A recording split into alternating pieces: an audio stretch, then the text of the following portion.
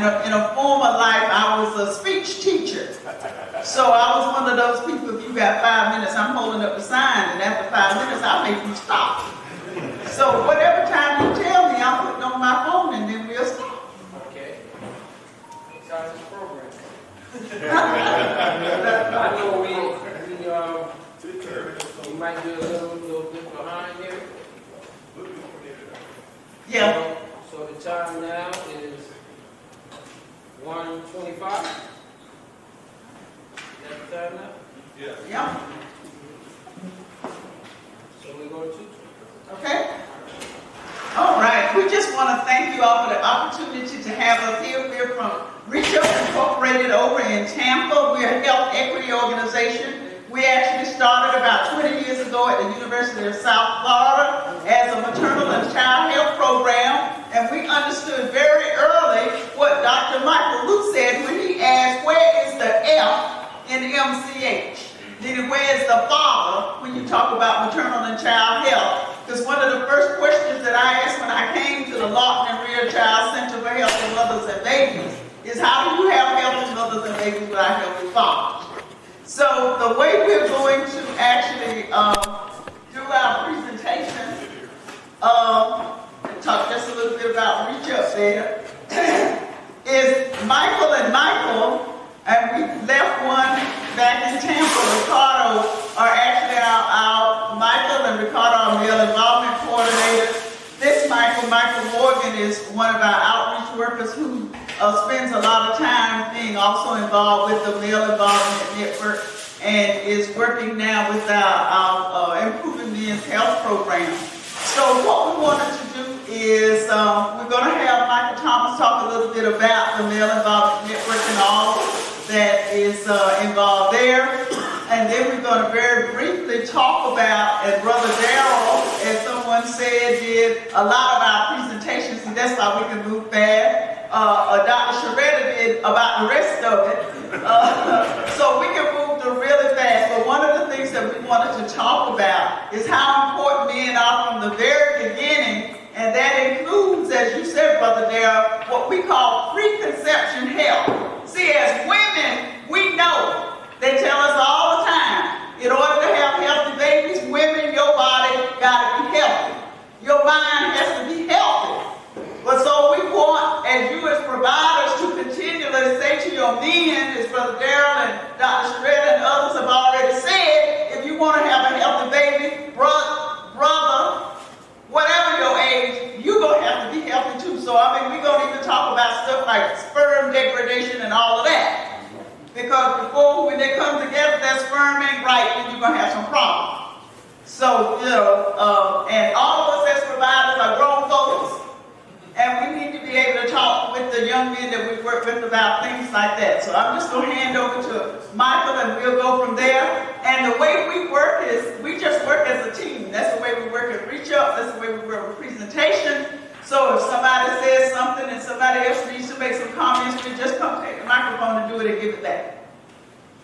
Thank you, Dr. Austin. Good afternoon. I'm glad to be here. Just like Dr. Austin said, I'm just going to briefly go through the presentation, talking about what we're going to be doing, what we do over in Tampa. So we have some information that we brought with us, and we would love if you all take some of the pamphlets and the bulletins with you, because it talks about what we've been able to do. Our Male Involvement Network is just that. We have a number of services that we provide the men, the dads in our community. We work with churches, community service organizations, etc. But it's comprised of the 24/7 Dad program, which is a research-based program that actually is a 12-week program that teaches dads, and some of you may be familiar with it. We go through that with them to talk to them about healthy fathering habits. We don't come from the standpoint that we know it all and that we judge them, but this curriculum does provide a platform, at least for us to provide some skills that help them. And we work with, like I stated, we work with the prisons. I was doing a class in the prisons on yesterday. So a lot of this does involve this network, this piece of it that involves the Affirming Fatherhood Conference, which we'll be talking about, which we're celebrating 10 years. You hear Dr. Austin talk about it. We have a male mentoring legacy group, and we also had a health component that we actually make sure that men have access to health care and health services. So just a little bit about that in terms of what we do. We're very proud of it because we believe this is a very effective model. One of the things that I'm really proud of that we do is case coaching. So we work with these dads, and we sit down with the dads individually and iron out a family support plan. And basically what that pretty much does is it provides a case management component to what we do so that if dads are in need of various services, housing, educational, employment, etc., we'll sit down and devise a plan with them specifically, work one-on-one with them to make sure that they are getting the support that they need. Okay, so that really rounds out the male involvement network. So obviously the presentation, just really quick, obviously I won't read the presentation line for line, but what we want to really reinforce is the importance of dads during preconception and of course interconception, prenatal and postpartum periods, which is very significant, especially in our community, in the African-American community. So from a preconception standpoint, just a quick glossary. Like I said, I'm not going to read every single line. Everyone pretty much you're already familiar with these terms. So when we talk about preconception, obviously we're talking about that period before the woman and the man become pregnant. And so we want to make sure as the mom is getting all of the health care, all of the appointments that she's getting, we want to educate men, fathers, on what our role is as fathers. And I say our because I'm a father. I have 5 children, and I've been in the birth room for every single one of them. Went to the mom's classes, massage backs and rub toes and rub toenails and everything else that she needed at that period of time. But it wasn't until I came and began to work with Reach Up that I began to understand the importance based upon research. The research shows that when dads are involved at this level and in the conception level, not only does the mother do better, but the outcomes from the baby dramatically increase as well. So why do we need healthy, nurturing dads? You know, this notion of nurturing typically has been reserved just for moms, but dads nurture as well. I always tell our dads that men are nurturers as well. We just nurture a little bit different than moms, that's all. But both are very well needed and very important to not only to mom, but to the baby as well. So as we all know, as you guys are all practitioners here, so I don't have to kind of go over this in depth, but we already know that there has been a fatherhood crisis in America where, according to the Census Bureau, 19.7 million children, more than 1 in 4 live without a father in the home. But also we all know that within the last 15 to 20 years, there's been a grassroots male involvement, fatherhood movement throughout the country that has made significant difference in the education of fathers, in the education and support of men, addressing systems of care that, in essence, would try to somehow make sure that dad is not on, educator or not there. We all know that based upon the research, it is important for dad to be there. Preconception, interconception, and throughout the life of the child. We know what the data says, that if dads are involved, kids do dramatically well in school. They're less likely to become pregnant as teens, and they're less likely to be involved or have contact with the juvenile justice system. So pretty much that's the data there. Like I said, for the sake of time, I won't dive too much deeper into it, but as practitioners and as experts in this field, I think we are fully aware of the crisis that we are facing. But like I said, I'm really encouraged, and I hope everyone is out there too, because of this move, because of what we're doing at Reach Up, because of what the Male Involvement Network is doing, because of what you're doing in your respective cities, states, and towns. I believe personally, and I've been in this for about 15 years, I believe personally that we're closing the gaps in a lot of these areas because, although we know we got a lot of work to do, but we know a lot more about men's health, about preconception, and the importance of fathers being involved from the very beginning than we did 15, 20 years ago. Okay, if I was in church, I'd ask for an amen, but I'm not. But y'all get what I'm saying. Okay? Amen. There we go. All right. So what we teach with 24/7 Dads is it's important in order to make sure that we as fathers, as men are healthy, we first have to internalize health. We first have to make sure we are healthy. So from the beginning, heal thyself. Okay? In essence, in terms of understanding, what we teach is to understand with dads, and I always use Dr. Austin's quote. She would always tell us she's tired of hearing about men dropping dead because they didn't take care of themselves. They didn't go get their screenings. They didn't go to get their yearly exams. They didn't know that their blood sugar was high or that their blood pressure was high. So we have to take care of ourselves. And what we do is we make sure that we educate the dads that we work with from the basic standpoint of making sure that you know your numbers, you know your information from a personal standpoint, and making sure you're taking care of yourself, making sure you're eating healthy. But how does that relate to preconception? How does it relate to interconception? Well, obviously, while you're taking care of her, who's going to be taking care of you? And if you aren't there to take care of her, then who will take care of her and support her as she's going through this process? So this is what we educate our dads with. So one of Dr. Austin's favorite slides, when you were a smile on your mother's lips and a twinkle in your daddy's eye. So in essence here, we're talking about before the pregnancy, before the birth, I should say, understanding the need for a healthy sperm during conception. This is something, just a real moment with all the men in the room. This is something that, I don't know about you all, but this is something that we don't always readily think about. Because as young men, especially teen dads, you just automatically think you got what it takes to, we all adults here, right? You don't think about healthy sperm. We don't think about healthy sperm. We don't think about the fact that the things that we eat, our diet, can impact our sperm count, the overall health of our sperm, and how that makes an impact on pregnancy. Now, obviously, this discussion may take place with a married couple, but our teen dads, younger dads, or even uninformed dads may not be aware of that. So let's look at that for a little bit. So if the sperm is not healthy, there are increased incidences of infertility, miscarriage, chromosomal abnormalities, contributing to birth defects and childhood cancers. Now that's significant, men and ladies who are working with men in this field. We have to educate them to let them know that you need to be making sure that you're taking care of yourself. You're eating right.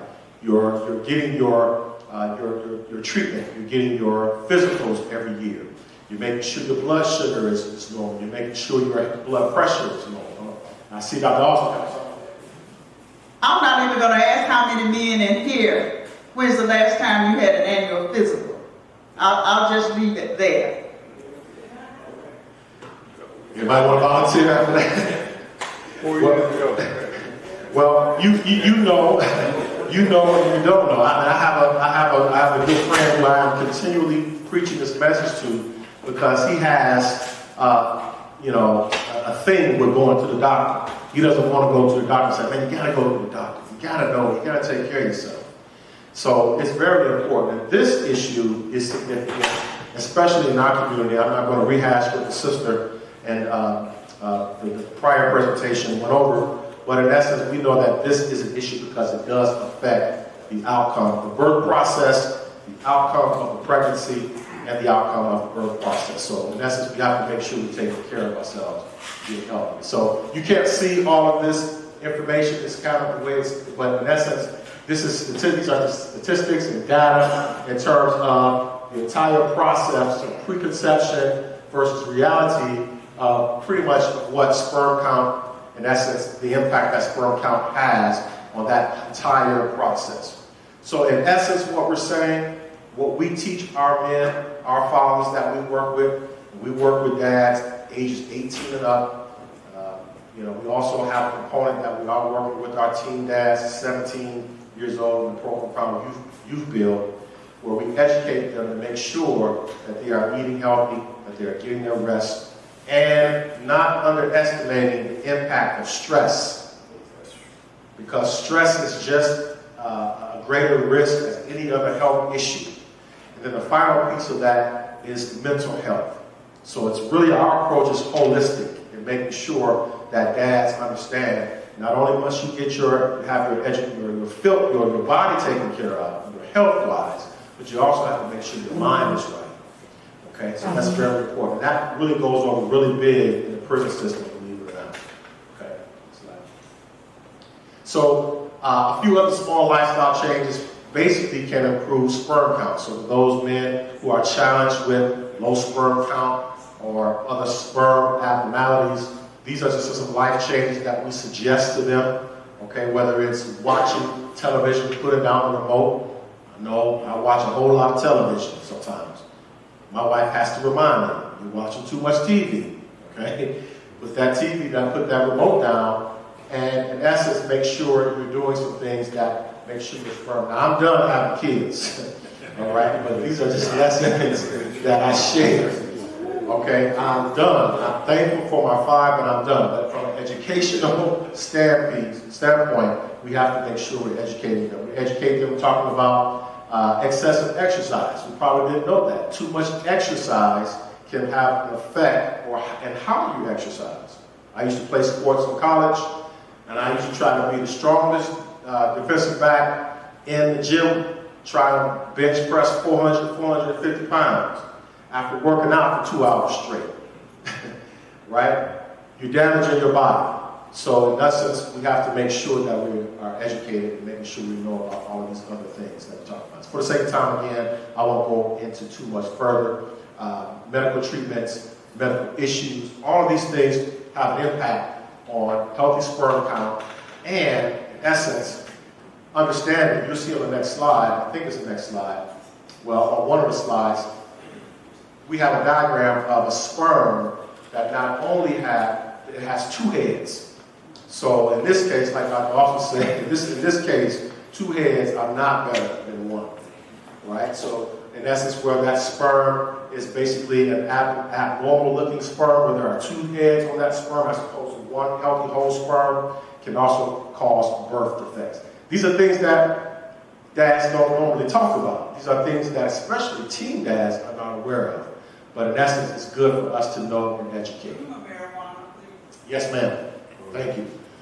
Marijuana, which even though it is becoming legalized in our country, that still does not take away the effects that it has on the body and on the sperm count. And these, again, things that dads or even teen dads are not aware of, that when you are using marijuana, it can impact and affect the sperm count. It significantly lowers the sperm count when you have regular use of marijuana. So that's very important that you teach the young men that you work with and inform them about the use of marijuana. Okay, we know it's a part of certain cultures, right? But still, it does have a negative impact on sperm count. Okay, Mike, do you want to jump in? What you want to do is just promote health with your young men. Because at that age, you know, we think we're invincible. But little silent things affect our health. And if you look, you're not going to be able to see the chart that well, but our life expectancy drops because we take so much more risks than females do.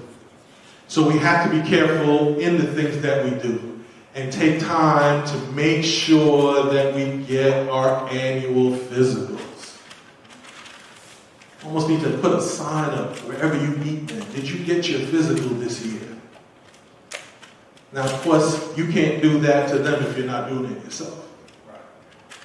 So first we have to start with us so that we can be examples. We model good behavior to the men that we're trying to encourage to be good fathers. So we start by getting our physicals ourselves, and then we encourage men to get them because we know the silent killers.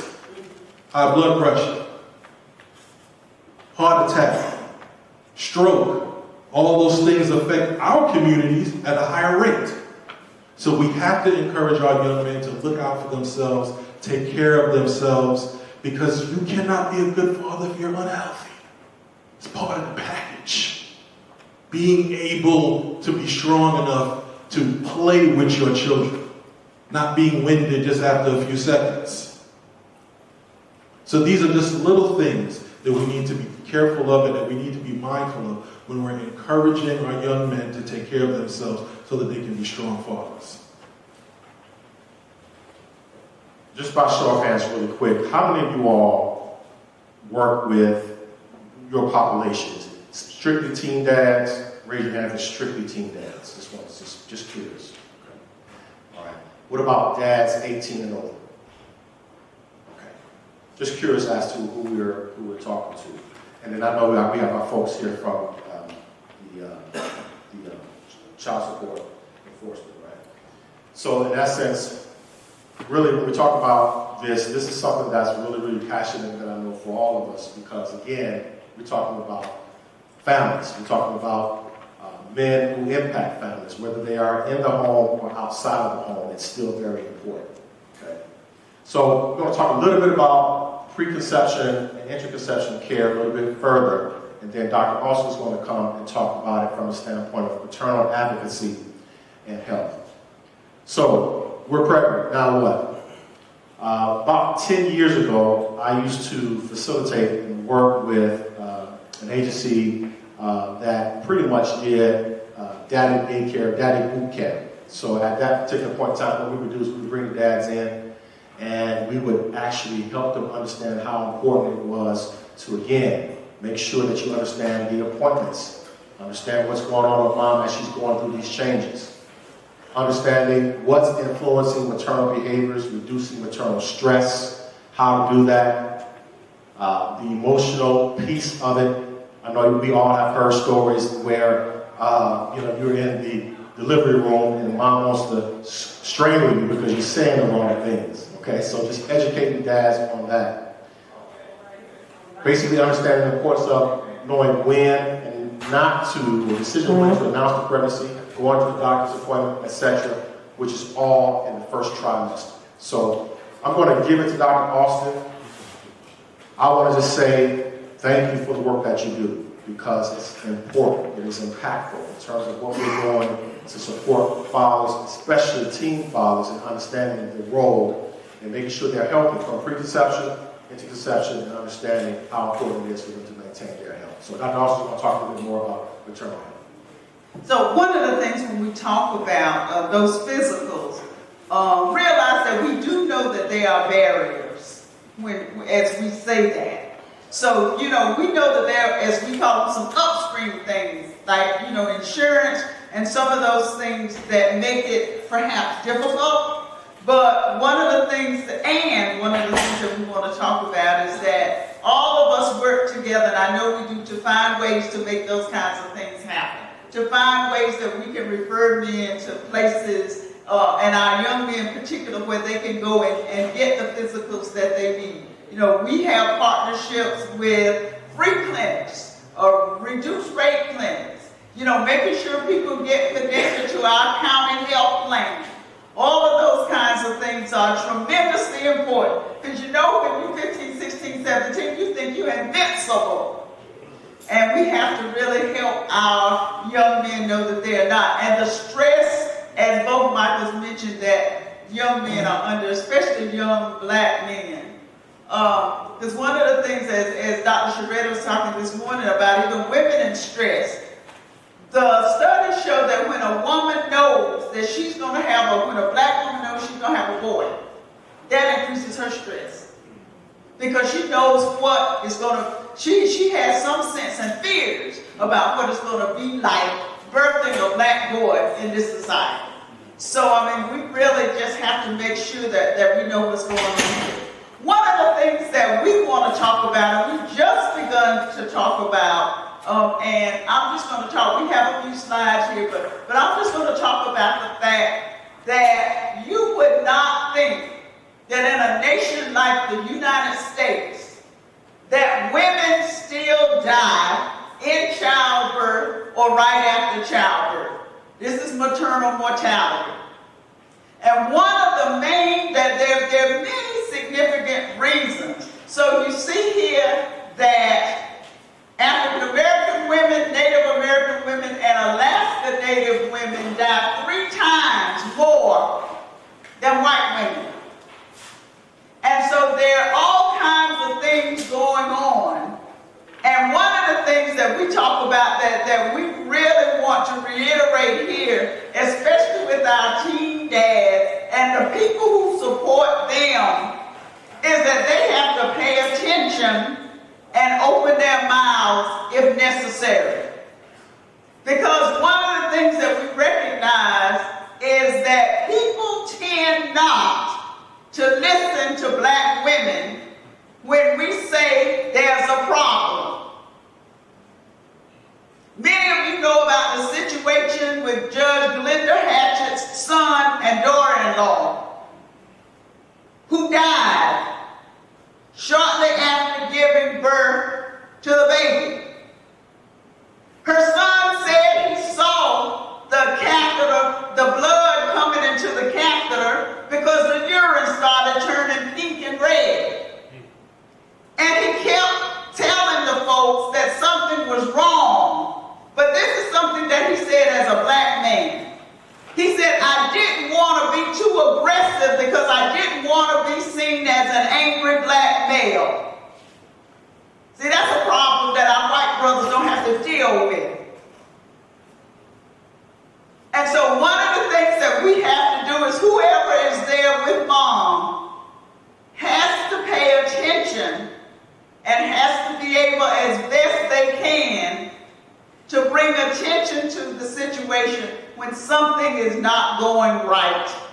And can you imagine what that might be like for a teen dad who doesn't have the kind, perhaps, of vocabulary and those kinds of things? So we just have to ask them, even as teen dads, and they are there in the hospital, to learn how to be an advocate. And you all can bring people into your organizations that will teach men how to do that. But even before that, they need to know if the young woman that they're with is overweight or obese, if she has hypertension, if she has diabetes. And those are things that make you know that you got to pay special attention. And we need to ask the doctor some questions, because even as a young woman, if she's very obese, if she has hypertension, if she has diabetes, she may need to deliver in a certain kind of hospital. Many times she can't deliver in a regular little country hospital. I told a brother, I'm from Selma. Population 6,000 if you count everything alive. If the sister has those kind of problems I'm talking about, she needs to go to Raleigh. She needs to go to Chapel Hill. She needs to go to Duke and Durham. Selma Johnson Memorial Hospital may not be able to deliver her. So those are the kinds of things that we have to know, so that our young dads and their parents and the people who support them need to know that, so that they can support this young woman, so that there can be a healthy child and a healthy grandchild. So, again, so there are symptoms that they can pay attention to. One of the interesting things about black women is that we tend to die more after the birth. 7 days to up to a year. And many times she has already gone home and started having problems and need to get back to the hospital. One of the things I said to one of my male friends, who he and his wife, the wife is my better friend, I said to him, because he's mature, and this is not the kind of thing I would say to a teen dad, but I would say to an older dad, I said to him, look, if something is going wrong, you make a fuss. Because I'd rather fly to San Antonio and get you out of jail than go to her funeral. And I mean it. So she did. She got home pre-eclampsia, which is, I call pregnancy, high blood pressure, hypertension. And he had to rush her back to the hospital. But those are the kinds of things that we need to pay attention to. So, Michael, if you just move past that, I think that's... And one of the things that we need to understand is also, again, just paying attention, once we're home, and making sure that we know what's going on. So one of the other things that I want to talk about with the breastfeeding part. Okay, so one of the things before Michael comes, he's going to talk about safe caregiver. One of the other things I think that we don't talk to our teen dads enough about, and many of our dads in general, is the importance that dad plays in breastfeeding. If you want your baby to have the best, and we don't want to give anybody or make anybody feel bad, but if you want your baby to have the best, then that baby should be best breastfed. And dad needs to play a part in that. We live in a society, in some societies, breastfeed babies. That's the way they see them, breastfeed babies. In this society, breasts are sexual playthings. Okay, let's be honest about it. So we got all kinds of ideas in our head about breasts and what they do, and men's concerns and all that kind of stuff. So one of the things that needs to happen in our organization is opportunities for men, especially young men, to talk about it. To talk about it. Because there are so many things that happen. I mean, breast milk is so good for lowering infections. It's easier to digest, and so you don't have so much diarrhea, constipation, and colic. It keeps you up and everybody crying and everybody going crazy. More vitamins and minerals. It's good for mom too. Helps her to recover more quickly. They help her to lose weight. I know one thing is save money because it's free. I have friends who travel a lot. And I have friends, they bottle fed the first baby, and they said second baby, no.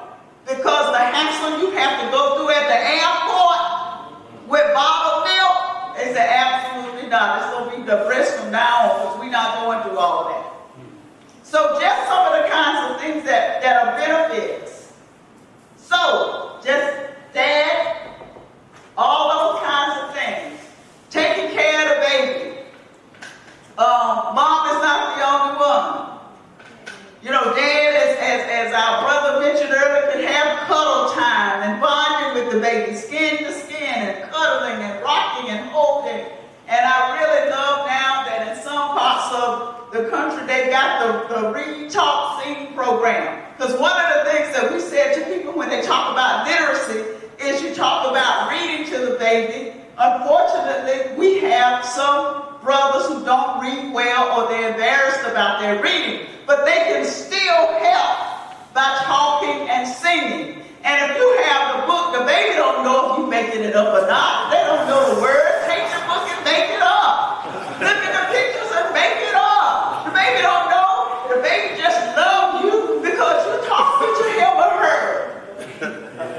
So, those are the kinds of things that we can do to make sure that that kind of things happen.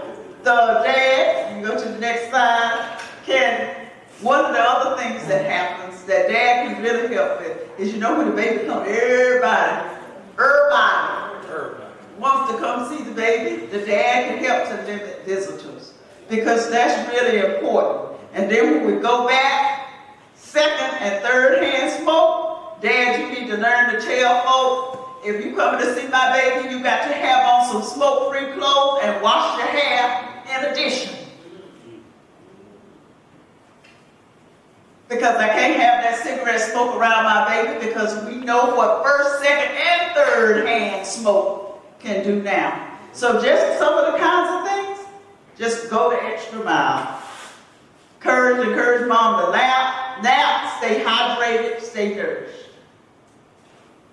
So, the last thing I want to talk about before handing it over to my brother Michael Morgan is I said that hard, embarrassing breastfeeding question about sex. It's really interesting. I've had, because I tend to be very open and honest. Brother Darrell was talking about his church. Brother Darrell, I took a class in seminary on human sexuality. First thing the professor did was make us go to the board and write down every slang word about sex that we could think of. He said, you know why? Because if you're in the church and people come to talk with you about sex, they're not going to use the clinical terms. And I don't want you squinching and acting like you're crazy. Oh my God. With whatever people say to you. If they say it, they said it. Be glad they said it. be glad they asked it. And so this is one of the things that we get asked sometimes about breastfeeding and sex. So, what we say to folks is that if you both want to do it and she has healed, it's after that 6 weeks checkup and everything is okay, yes, you can have sex, you need to talk about it. You just really need to talk about it and be patient and understand it. One of the things that we tell folks is that if you have sex during this time that she's breastfeeding, you can get a little wet. Because that same hormone, oxytocin, that causes the breast milk to be released, also that hormone is released when you have an orgasm. So you get a little wet. But it's all right. If it's all right with you, it's all right. And then also remember that she can still get pregnant. There's a myth that if she's breastfeeding, she can't get pregnant. That's just it. It's a myth. Ask the people who got another baby because she got pregnant while she was breastfeeding. And they'll let you know that that's a real myth. When they take care of 2 babies, it dies. Amen. I'm going to hand it over to Michael Morgan. He's actually a person trained in our organization who actually goes into the homes and helps to make sure that once baby is here, that they can keep baby safe.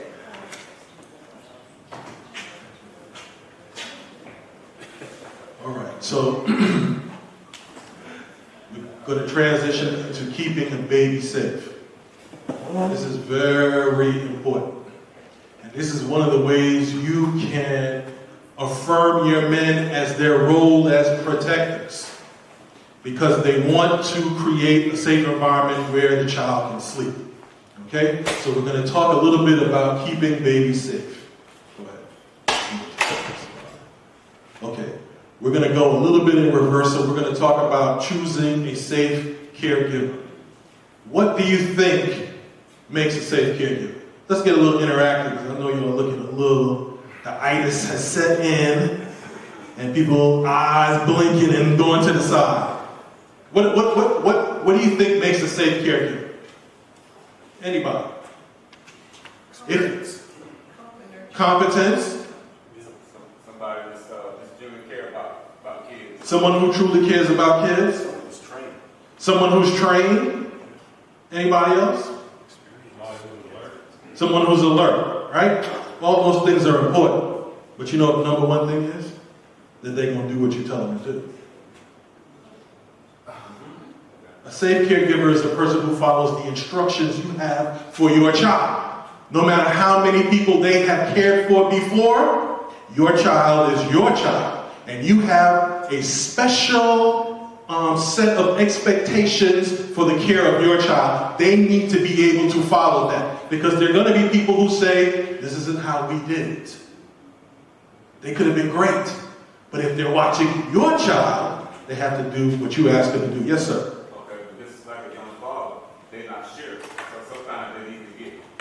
That's right. So we're going to give them tools to know how to pick that safe caregiver, all right? Because in that process, there's a lot of things that young men have to learn, right? First of all, we're going to talk about, and let's don't even worry about this whole.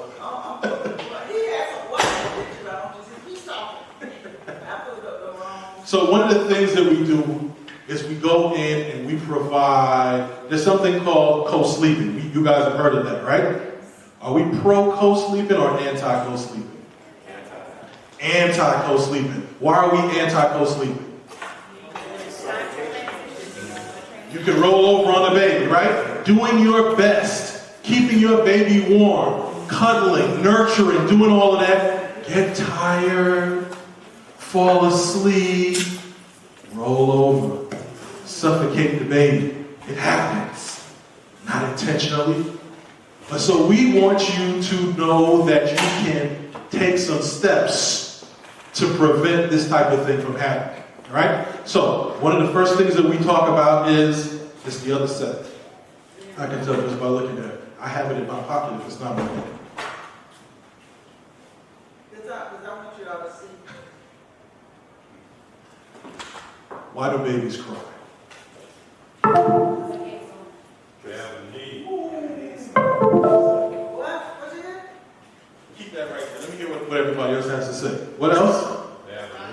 They have a need. They're hungry. Attention. Cold. Pampers wet. Number one reason, you can come right to this right here, folks. Why babies cry. Yep. Number one reason why they cry, it was said, that's the only way they know how to communicate with us. Right? It could be any one of those things. And so they're trying to get our attention, and the only way they can is through crying. Right? Now, crying is normal. So let's not get frustrated because we hear babies crying. We need to understand it's who they are. That's what they do. That's how they communicate. They can't write little notes to us and say, change my diaper. My milk is too warm. It's too cold. They can't tell us those things. So their only effective mode of communication is through crying. Okay? So as adults, as your young teen fathers, you have to tell them, don't get frustrated. They're going to cry. They're going to cry. They're gonna cry, they're gonna cry, and they're gonna cry. And if you understand that early in the game, you don't get frustrated. Let's go on to the next slide.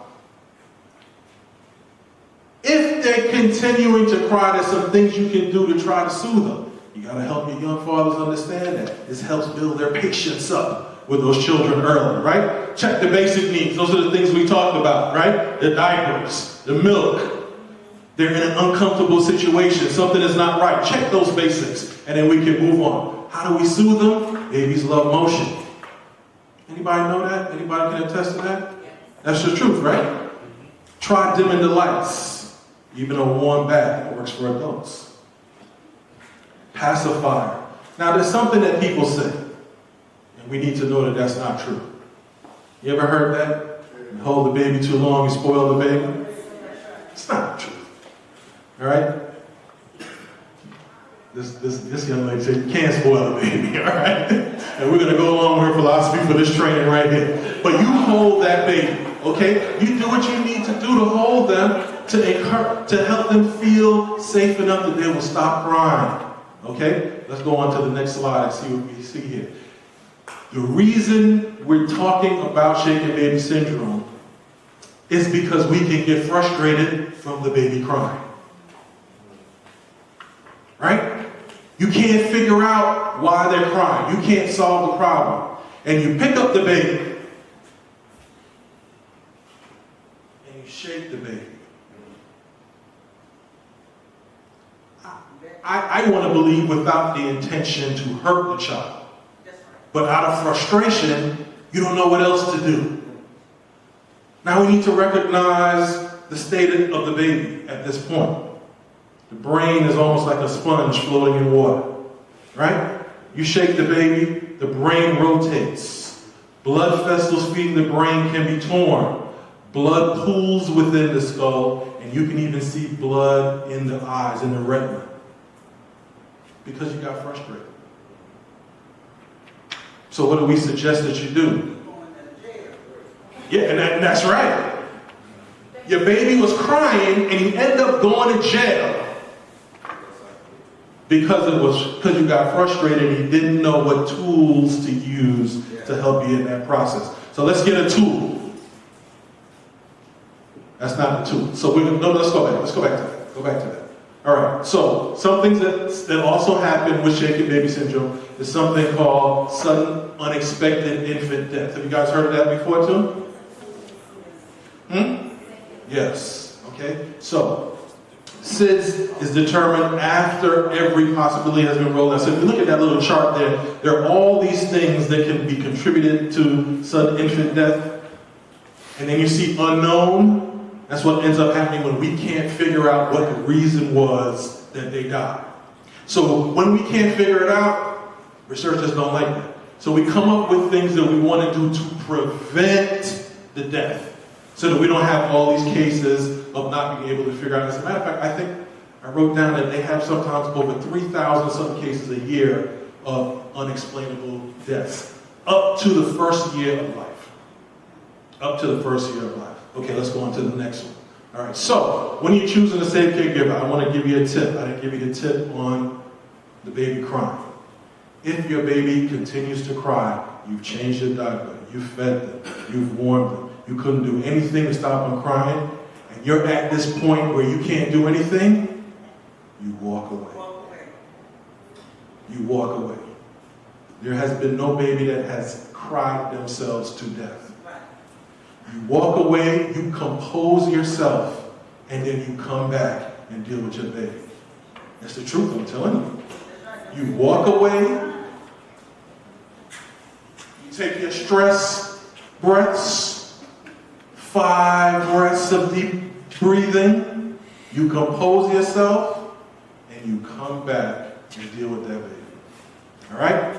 Because then you will not be frustrated. You can tolerate it some more. You might come up with another reason why they're crying. One of the reasons is so we wouldn't have flat heads. There was a thing that if you laid the baby on their back, they would grow up with flat heads. And you know they had peanut, you know they used to call us peanut heads and all those kinds of things that we had funny shaped heads. So Big Mama wanted to make sure she didn't have no funny shaped head child. In addition to it, somebody said we thought that was the best way to keep the baby from choking, but now we know different.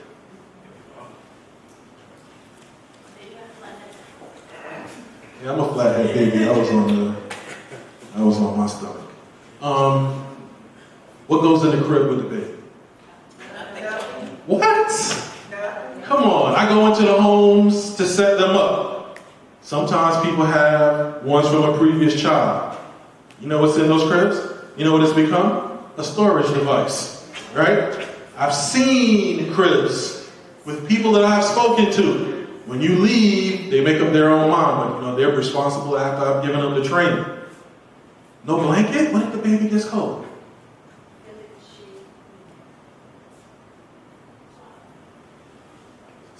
A onesie is all they need.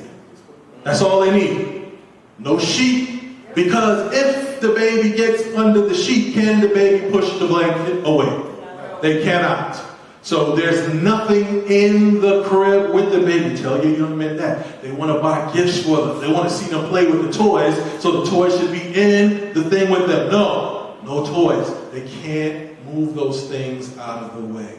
Nothing in the crib but the baby. So let's look at a safe caregiver checklist.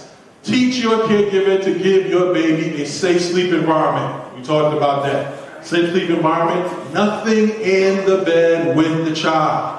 But let's go back to that, because I think there's some people, one question, I think somebody will ask, what if it's cold? What is a onesie? Anybody know what a onesie is? It's a long sleeve, neck to toe. They do have short ones, right? So get a long sleeve one. Okay? They're going to be all right, I'm telling you. What they do in Boston? The same thing. Same thing. You gotta dress, you gotta dress. And then we do this little thing that modern technology called adjust the thermostat a little bit. Oh, you don't have one. Yeah. What if you don't have one? What if you don't have one? What if you got a heat in the room and there's not enough heat in there for the baby? Then we got to go back to pre-planning. All right. We got to go back to that, right? Because there should be some steps that we take before we even have the baby, right? We talking about once the baby's here. You bring it up before the baby gets here. That's another presentation. It is. Planning is important. Helping our young men plan for when the baby arrives is of utmost importance. All right, so you're looking at the checklist, right? Tell your caregiver to place your baby in the crib. If he or she becomes frustrated, we want people who don't get frustrated easily. Right? You don't want your caregiver with your baby with someone who's yelling and screaming at them all the time. Show your caregiver how you support your baby's head, how you change a diaper, how you feed your baby. Notice it says how you do it, how you do it, how you do it. Because that's how you want them to do it, the way you do it. There's nothing wrong with that. What if someone comes by your house and they smoke?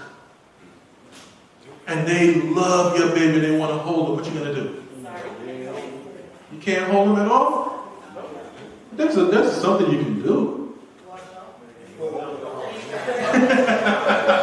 Somebody said wash off. So what we tell them is ask the person to change their shirt. Because the smoke gets into the shirt. And where's the head of the baby? Into the chest, right where the shirt is, okay? And the baby is going to inhale all that smoke that's in the shirt. Is it your child? Is it your right to tell someone how they have to care for your child? Yes, it is. So don't be afraid, don't be timid. It's your child. Make those decisions with your significant other so that you can take care of your child the way it needs to. What's the last thing up here? Tell your caregiver what you've learned about shaken baby syndrome. And if your baby will be cared for outside of your home, go and inspect the environment to see if it is safe and clean before you leave your child there. Let those young guys know that they are the protectors. They need to see all of this stuff out. Make it their responsibility. And once they grab onto it, they will be